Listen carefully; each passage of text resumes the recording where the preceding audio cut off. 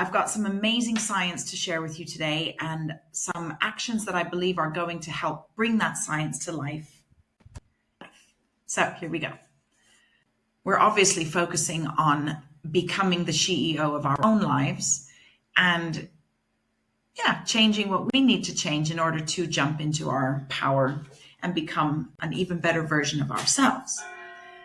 I believe that by focusing on these 4 key umbrellas, we can tick all the boxes and meet all the key things that we need in order to be the best version of ourselves.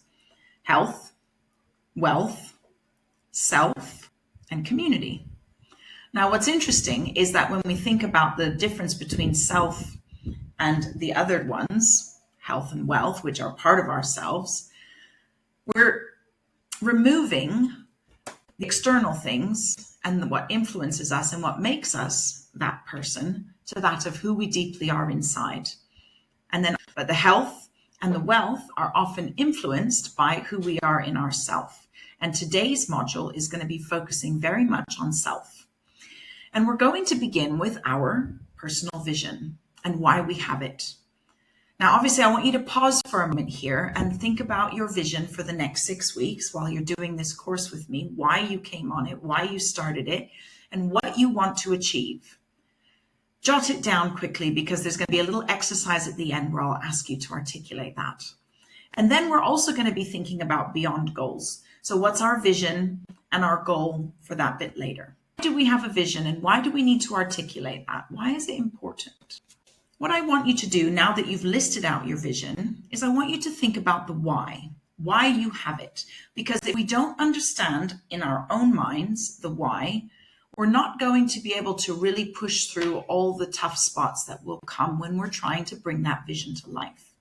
We always have to go back and remind ourselves of the why we're doing it, because that gives us intrinsic motivation. We're going to be speaking more about intrinsic motivation at a later date. But remember that we can never truly get through the process of change without intrinsic motivation. And that really goes back to the why we do it. How does it make you feel?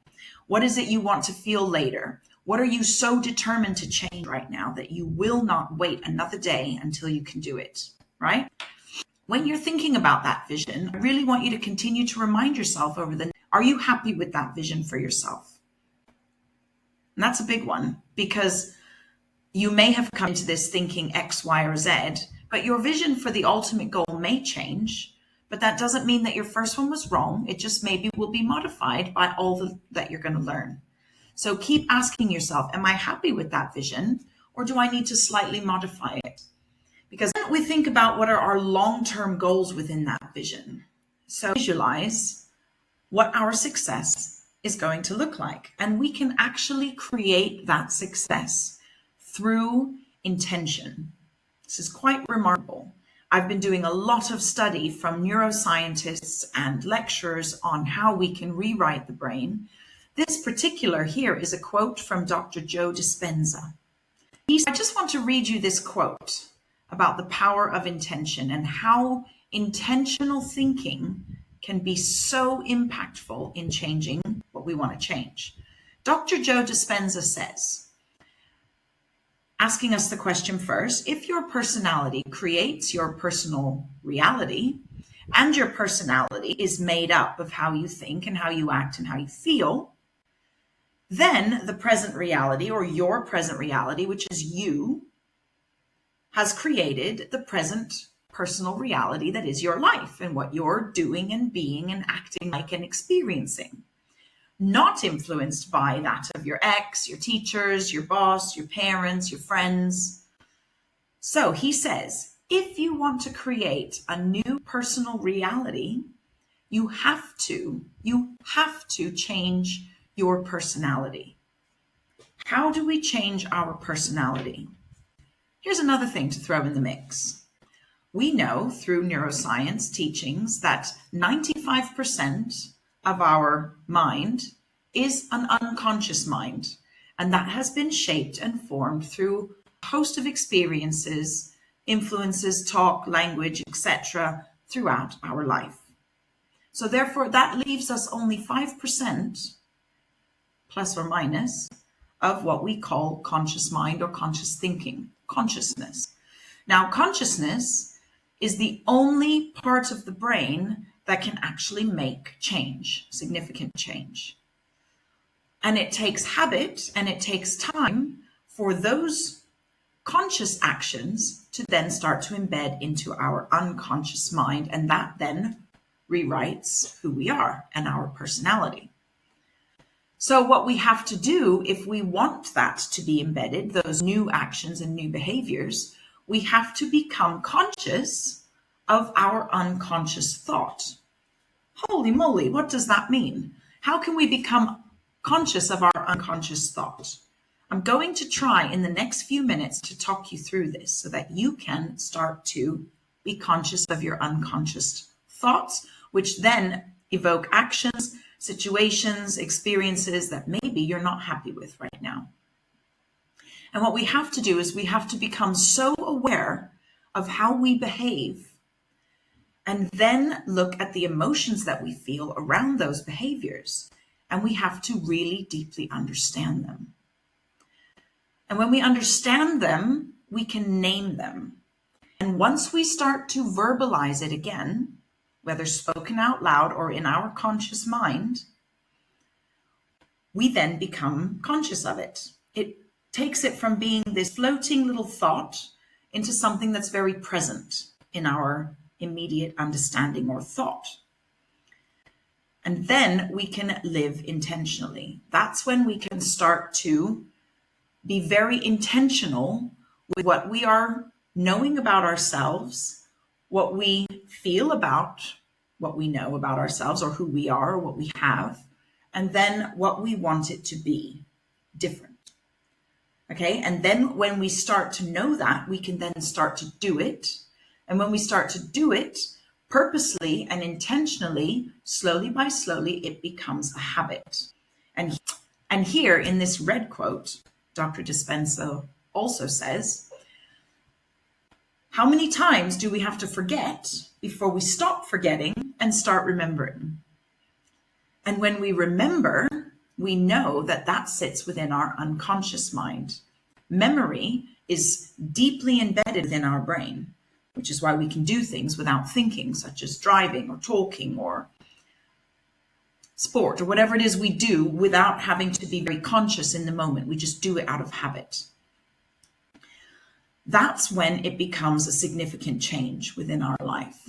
So if you're feeling frustrated, like you've been planning a change for a long time, but it's just not happening, the reason why is because you've not reached back into your unconscious mind to find out what's holding you back. In other words, let's look at this again in another way. This is a very complex slide, but go with me on this. I think it will help make it clear. So neuroscience is telling us that we are not hardwired to be a certain way, that we can change, and we have the magic of neuroplasticity that helps us to be adaptable and move and change. It's quite a wonder and a marvel because many of our mammal relatives are unable to do this. So if we want to see change, we have to do something to get what we want, right? So you want a different relationship, you want a different situation, whether it's financial or living space or whatever. You want to heal, or you want a new progression in your life or your job, in your career. It starts with a conscious want. We have to want something new. If we're not motivated to make any change, or we're very happy with where we're at, then we don't need to go through this course, right? So you're here because you want something new. And what happens is when we take steps to make that change, or we determine ourselves to do something different, whether it's go to the gym, break up from a relationship, etc., what starts to happen in our brain are these yellow boxes here. We start to get a new understanding, or we have a new emotion, or maybe we even start to have new beliefs. Yes? So then we think, okay, the thought of what I want, I've got that clear, plus the experience of having it, what it does is it creates emotions or a new state of mind. Now, why is it then that we've had this new experience, this new emotion, but it doesn't last long or it doesn't stick? Well, that's because the brain is a creature of both habit and ease. It doesn't necessarily seek out the difficult. We want something that's comfortable.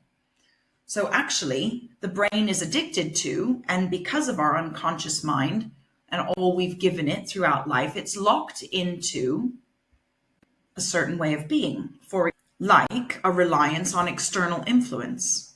What that means to the brain, you get external feedback. Addicted to the emotional state that you're in. Now that could be negative or positive. Why are you addicted to it? Because it's something you know. So you know you're not happy with that relationship, whether it's toxic or stressful or disrespectful. But why do you stay in it? Why do you allow yourself to be in a place that you don't want to be in? Because the brain is telling you it's a safe space. It's what we know. We don't need to step out of our comfort zone. Or maybe we slot back into what is comfortable for us after we've made those changes, and we see and we feel the joy of it, but then we're like, oh no, it's okay, I'll go back into what I know. Which is why sometimes you could find yourself getting out of a traumatic relationship or job or an unhealthy state, but then you go into another one that's toxic or unhealthy or unrespectful. Why? The brain navigates towards what it knows. Or we have a reliance on the experience of what we're feeling at that point to change our internal state. So we're relying on external stuff rather than what's really happening in our deep mindset. Is that clear? I would love it in the feedback if you tell me if this is clear or not, because it's quite deep science here and it helps us to really unpick why we're still stuck in the place that we don't want to be. So now then we're reflecting on us as people in regard to our feelings. So if I was to ask someone, why are you feeling sad? Or why are you feeling stressed? Or why are you feeling low or frustrated? If you sit in a situation where you say, oh, because that person's making me feel X, or that boss is treating me in this way, or this financial situation is limiting me here, then what you're doing is you are actually allowing that person or that circumstance to control the way you think. And when it controls the way you think, it controls your personality and what you give out to the world, because you're locking into your unconscious mind actions and beliefs and value sets, or perhaps what you deserve, what you're going to cope with, and what other people do to influence the way you are. And your brain becomes aware of that. And it starts to shape your day and your actions and the way that you do things from those thoughts. And anything that controls the way you feel and the way you think, then you become a victim to the circumstance or to the environment. You become a victim of that person or that circumstance or that environment. No one can actually make you feel any way. They can influence how it appears, and they can influence your immediate emotions, but how you allow it to go deep down and let it make you feel something, that's up to you. And this is a huge lesson for me.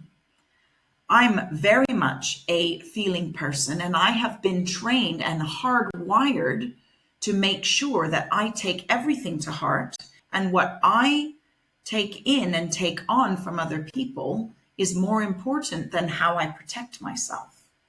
Now, I've had to rewire that continually throughout my life, and I still have to check myself on it.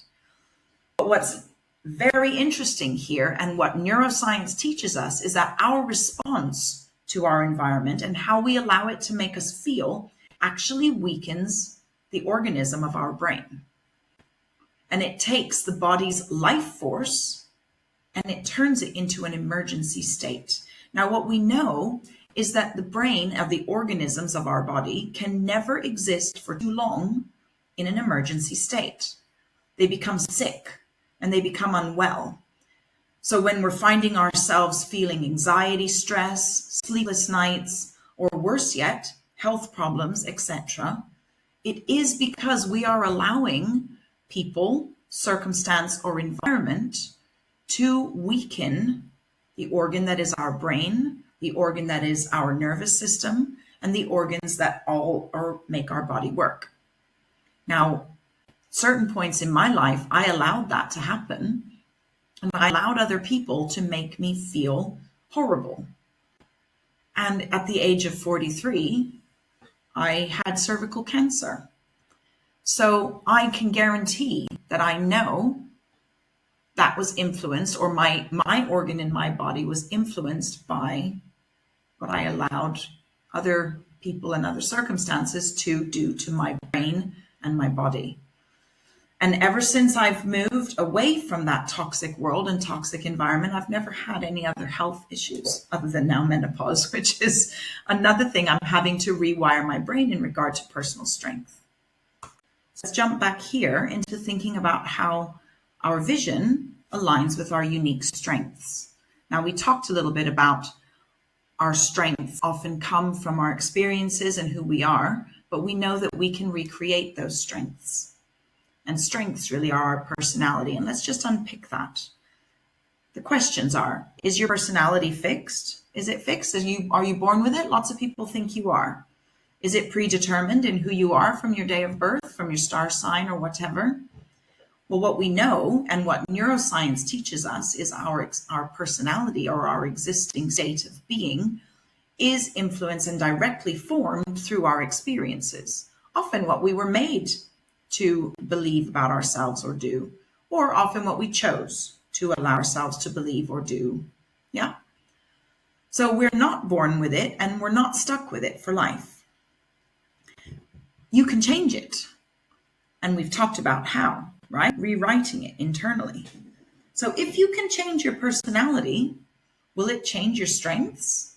And then ultimately change your vision and your mission for life?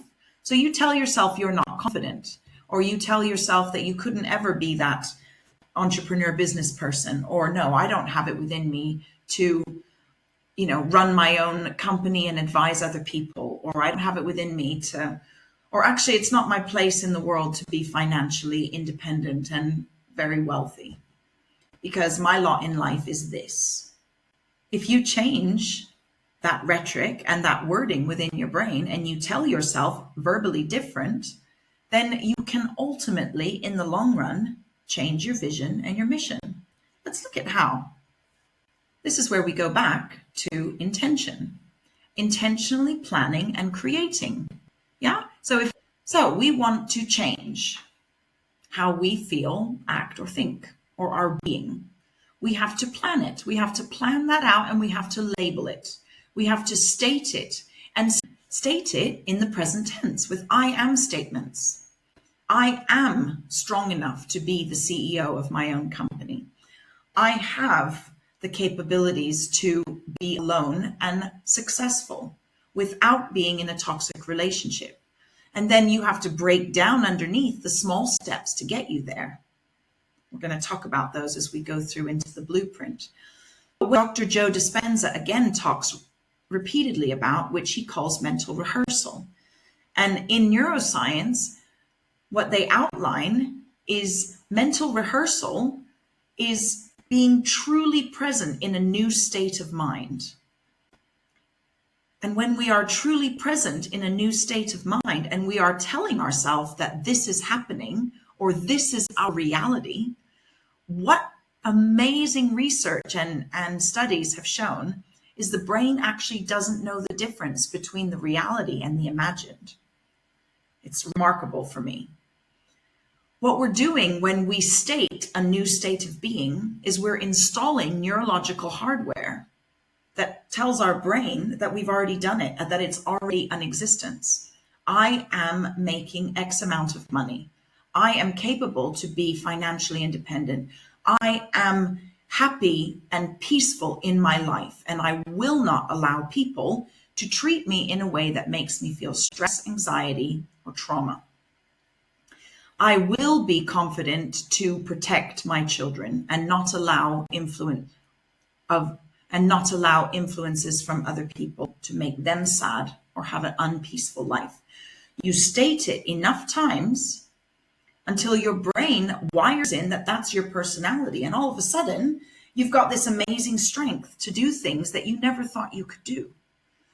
There's two examples, or actually far more. I think there's even 4 that I've heard of, but let's take the 2 here.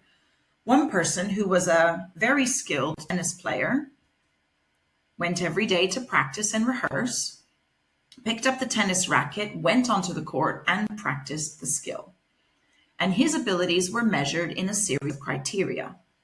Someone else did exactly the same, but only through words and intentional statements. They went through the same set of skills with the same steps, but verbalized it instead, said it to themselves again and again, and pictured themselves on the court with that racket for certain periods or prolonged periods every single day. I believe it was up to a few months, 6, 7 months.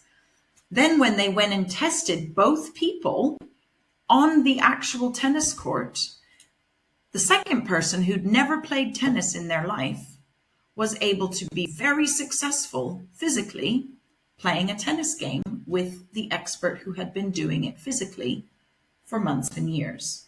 Remarkable, isn't it? Because the brain believed it could be a tennis player because it was told every day that it was, that it could be, and that it was strong and had the skill and could move this way and angle the racket that way and give a slam dunk over here. I don't know what it's called because I'm not a tennis player. And the exact same thing happened with a piano player. So we can tell our brains to be what we want it to be. We are not victims of our circumstance, like we said before, and we will not allow other people's statements, other people's beliefs of us, or our current environment to keep us bound or held in a state that we're not happy with.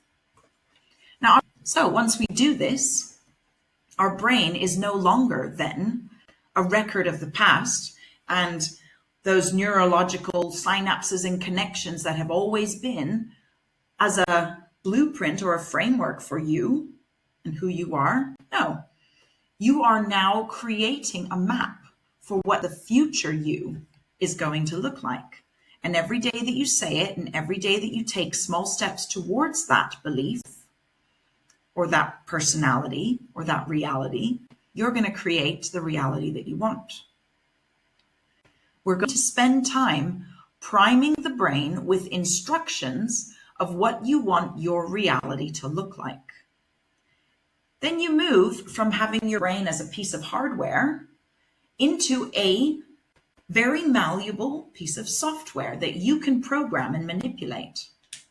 So that then all of a sudden, in not too long from now, you're going to start receiving what you have spoken out into the universe, which is what you want and the life that you hope to live, or the life that you know you deserve, whether it's in any of the circumstances that we've talked about. And doctors and health professionals are proving that you can do the same for your physical health. What a remarkable bit of science. And it's true. There's evidence to it. I want to just quickly remind you of Maslow's hierarchy, and we're going to end with this because this is where we're going to take a step to bring this to reality. We know, according to Maslow, and it's been proven year in, year out, that if our physiological and our safety elements are not secure and in place, we're never going to move up the pyramid. So if you're feeling insecure or you're not in a place where your food, water, sleep, sex, your homeostasis is in its place and it's well, then you're not going to be moving into a place to be able to have safety, whether it's finding a job, connecting with other resources that keep you and your family full of health and wellness. And therefore, you're never going to move through further into that strong friendship abilities, really rich family environments, sexual intimacy, etc. Then that moves you through into self-esteem, and self-actualization is the final. And that's what we really want to have, where our morality, our creativity, spontaneity, problem solving, openness to the world and acceptance of new facts, that continual new learning is going to be so honed and heightened because everything else in the pyramid underneath is in its place. And what's happening is the reason you don't feel fully there at the top of the pyramid is because your brain is hardwired in the wrong way in your unconscious mind in the 4 levels below, most likely in the first 2 or 3. So you have to reach back into those parts of the mind, and you have to verbalize a new reality for yourself, just like we've talked about. So let's do that. I've devised an exercise. This is called our Maslow's hierarchy of needs self-assessment. We're going to start with our physiological needs, and I want you to be a bit ruthless, okay? So where we're currently meeting our own needs and where we're currently in a place of okay or good or maybe better. And then we need to switch over to what's missing. What are the gaps? And what do we need to do in order to meet those needs? And that goes with everything from your comfort, your basic home, your water, sleep, really the basic stuff, sex, etc. Okay? List it down and be very specific about it for yourself. Then move to your safety.